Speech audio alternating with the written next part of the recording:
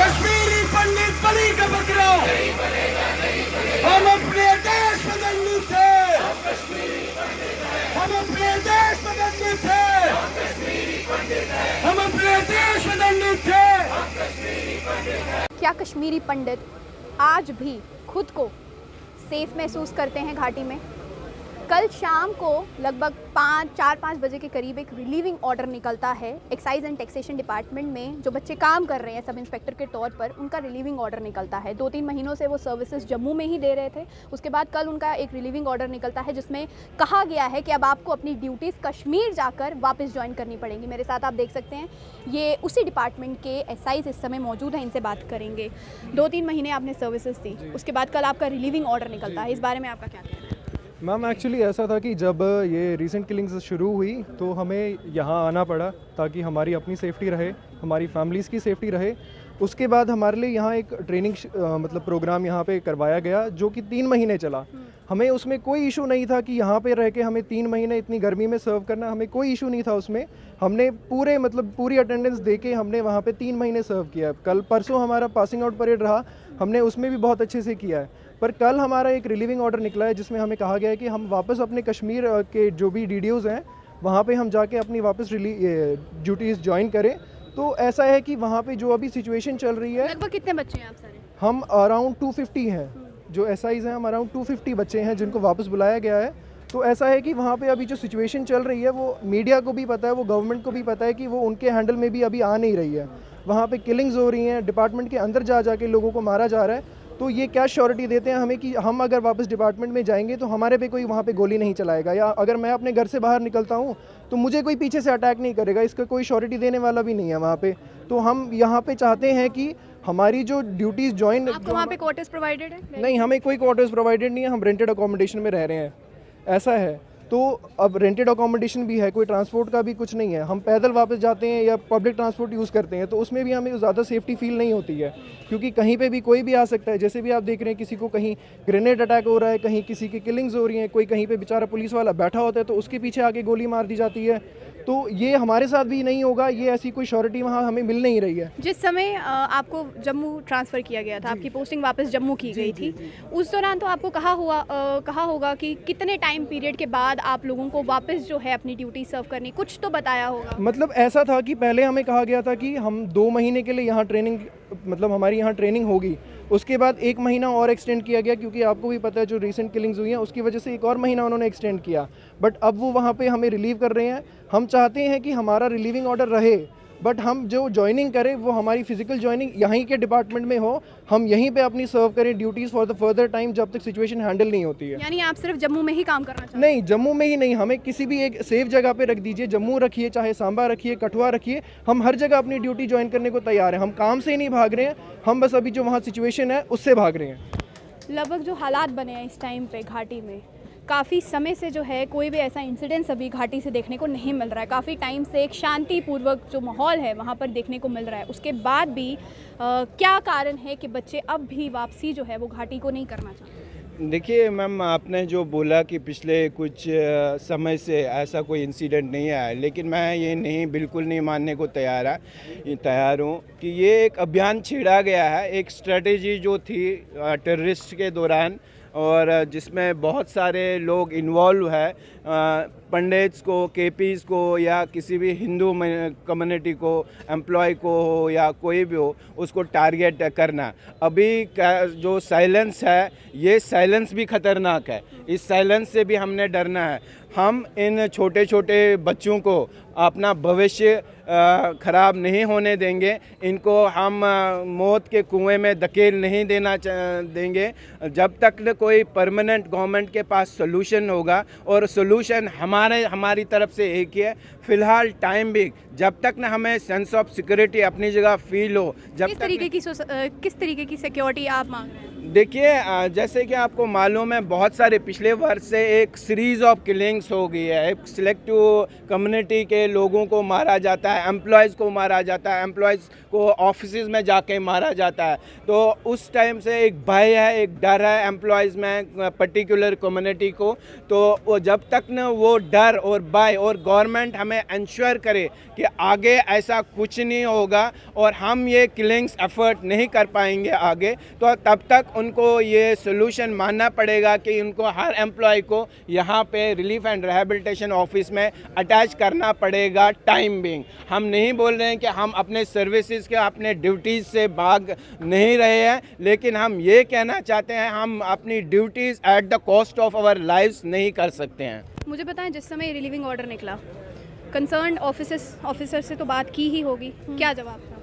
जो concerned officers थे उनमें से जो one of the senior officers थे, उनका ये जब हमारे कुछ स्टूडेंट्स ने ये कहा कि वहाँ पे अभी तक जान का खतरा है, वहाँ पे कहीं पे भी किलिंग्स हो रही हैं, चाहे ऑर्डर निकलने के बाद आप बच्चे गए थे? जी, जब हम उनसे गए थे तो हम, जैसे उनको सिचुएशन पता है, तो जब हमने उनसे कहा था कि ऑफिस में भी मारा जा रहा, अभी हम जाके नहीं ज्वाइन कर सकते, तो उन्होंने बहुत अच्छे से ये कहा कि मौत का मतलब आप सबकी मौत का टाइम तो ऑलरेडी फिक्स है, तो आप मरने के लिए तैयार होकर वहाँ पे चले जाइए। तो अगर एक सीनियर ऑफिसर ऐसा कह सकता है, तो मुझे नहीं लगता कि हमें कोई और रीज़न चाहिए ये बोलने के लिए कि हमें यहाँ पे रिहैबिलिटेट करें या यहाँ पे वापस क्या वाकई में ये शब्द थे जो उन्होंने इस्तेमाल किए? जी, देखिए, मैं प्रॉपरली वो वर्ड टू वर्ड तो कोट नहीं कर रही, बट उन्होंने एक्चुअल में ऐसे कहा था कि सबका टाइम का मतलब आप सबकी मौत का टाइम फिक्स्ड है, तो अपने यानी एडमिनिस्ट्रेशन भी जानती है कि हालात क्या हैं, उसके बाद भी रिलीविंग ऑर्डर। देखिए, हर एक को पता है, इंटरनेशनल तक लोगों को पता है, यूएन तक के लोगों को पता है, तो आई डोंट नो, पता नहीं किसको नहीं पता है।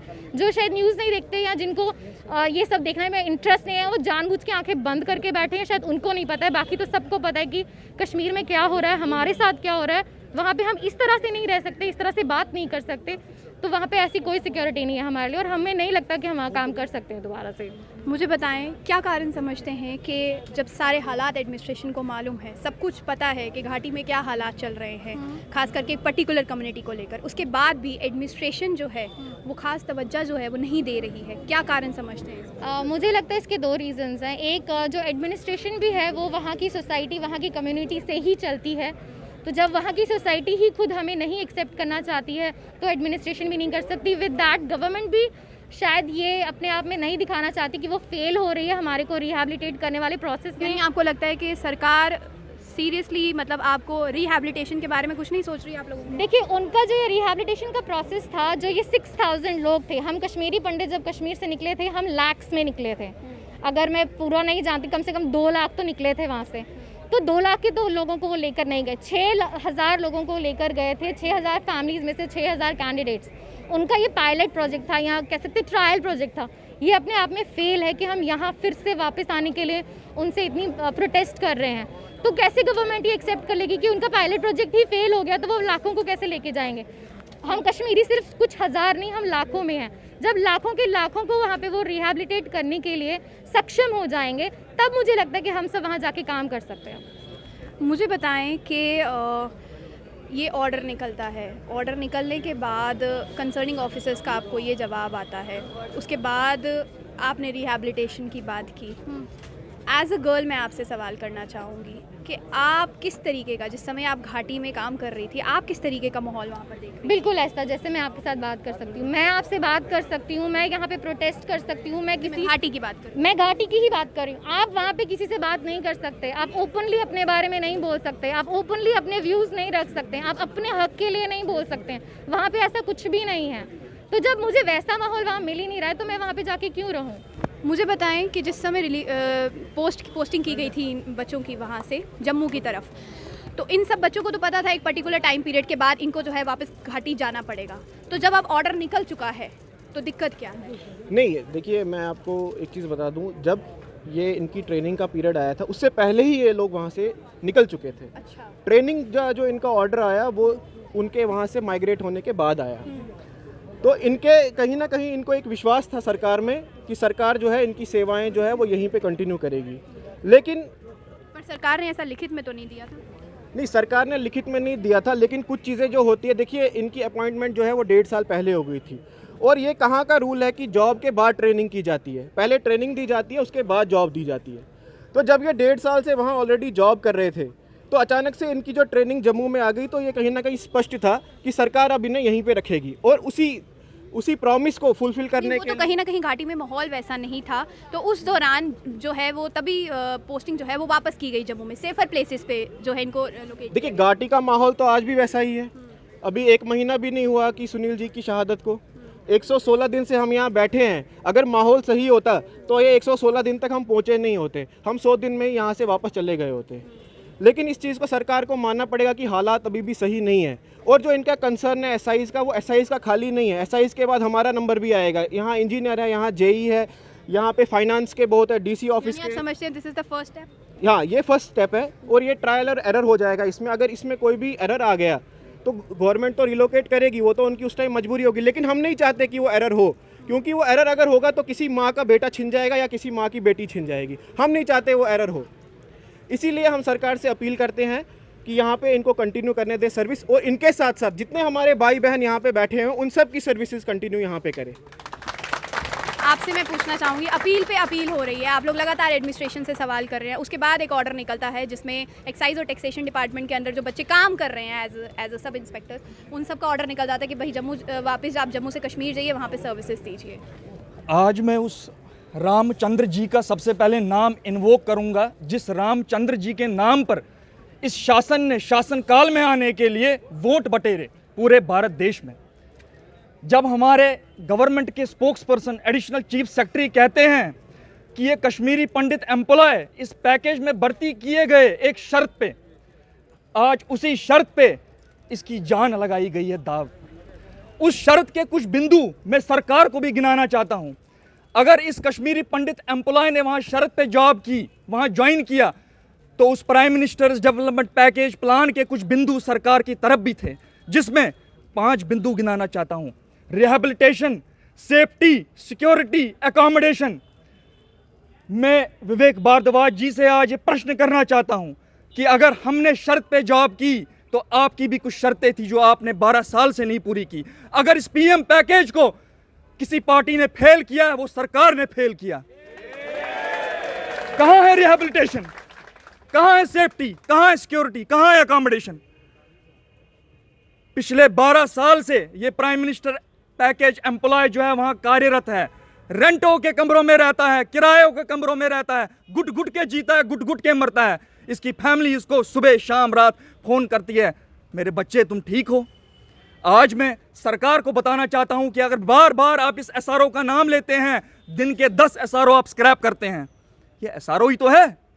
और अगर उस एसआरओ में आप पर भी कुछ कंडीशंस लागू थी, कुछ बिंदु आप पर भी थे, मैं इसीलिए स्पोक्स पर्सन जो भी सरकार के हैं, एडिशनल चीफ सेक्रेटरी, उनको बताना चाहता हूं, उनको निवेदन करना चाहता हूं कि आप prime minister development package plan पढ़े, उसके ड्राफ्ट को पढ़े। उसके अंदर इन एम्प्लॉयज की रिहैबिलिटेशन भी लिखी है, सेफ्टी भी लिखी है, सिक्योरिटी भी लिखी है, अकोमोडेशन भी लिखी है। गवर्नर साहब हर व्यक्ता में, हर जो भी प्रेस कॉन्फ्रेंस होती है वहां कहते हैं कि 1000 क्वार्टर बन गए, 5000 बनेंगे। क्या ये रिहैबिलिटेशन है? आप बार बार इन बच्चों को बोलते हो बॉन्ड है, बॉन्ड है, बॉन्ड है। क्या बॉन्ड है? जे&के का विला, जे&के का विला, जे&के भारत के साथ आया तो उसमें भी बॉन्ड था, क्या वो टूटा नहीं? तो ये कौन सा बॉन्ड है? मैं आज आप सरकार से उम्मीद कर रहे हैं कि एक वक्त पे जो उन्होंने बॉन्ड बनाया था वो आज ये बॉन्ड तोड़ दें? दिन के 5 एसआरओ स्क्रैप होते हैं, 5 नए लग जाते हैं, तो ये कौन सी बड़ी बात है? इसलिए मैं बताना चाहता हूं, ये सरकार जो है, ये शासन जो है, रामचंद्र की जय हमने कही। मैं उस रामचंद्र से आज प्रार्थना करता हूं कि इस शासन काल में जो लोग शासन कर रहे हैं उनको सद्बुद्धि दे, उनके दिल के अंदर हिंदू समाज के लिए भाव लाए, करुणा लाए। ये त्रासदी है। यानी अब आप लोग जब तक घाटी में हालात ठीक नहीं होते आप लोग वापस अपनी ज्वाइनिंग कश्मीर में नहीं करेंगे? देखिए, अगर सरकार को ये लगता है कि हम कभी वापस नहीं जाएंगे तो मैं उनको एक चीज़ आपके माध्यम से बता दूं, 1990 की जब जगमोहन जी की सरकार थी, वो गवर्नर थे, उन्होंने हमें एक प्रयत्न किया हमारी कम्युनिटी को बचाने का, और उसी का फलस्वरूप ये था कि 2010 में हम लोग वापस से घाटी गए। तो अगर सरकार को कहीं भी ये सोचने में वो सक्षम नहीं है कि हम वापस जाएंगे तो वो हिस्ट्री को पढ़ ले। हम 2010 में गए, आज 2022 में अगर वो हमें फिर से यहाँ पे हमें बचाने का प्रयत्न करके हमें यहाँ रिलोकेट करते हैं तो 2030 में हम जिंदा होंगे और हम वापस जाएंगे कश्मीर। तो आपने सुन लिया कि लगातार कश्मीरी पंडित कम्युनिटी के लोग उम्मीद इसी डिमांड पर अटके हुए हैं कि चाहे आप कोई भी ऑर्डर निकालिए, चाहे आप कोई भी ऑर्डर निकाल कर सामने हमें मजबूर कीजिए घाटी वापस जाने के लिए, जब तक हमारी सेफ्टी और सिक्योरिटी आप हमें अश्योर नहीं करते हैं तब तक हम यहाँ से नहीं उठेंगे। और ये जो धरना आप देख रहे हैं यहाँ पर, अब यहाँ पर 250 सब इंस्पेक्टर्स जो हैं वो भी इस प्रोटेस्ट में शामिल हो चुके हैं और उम्मीद कर रहे हैं कि हमें सेफ्टी और सिक्योरिटी प्रोवाइड की जाए, तभी हम वापस घाटी जाकर अपनी ड्यूटीज़ जो हैं वो ज्वाइन करेंगे।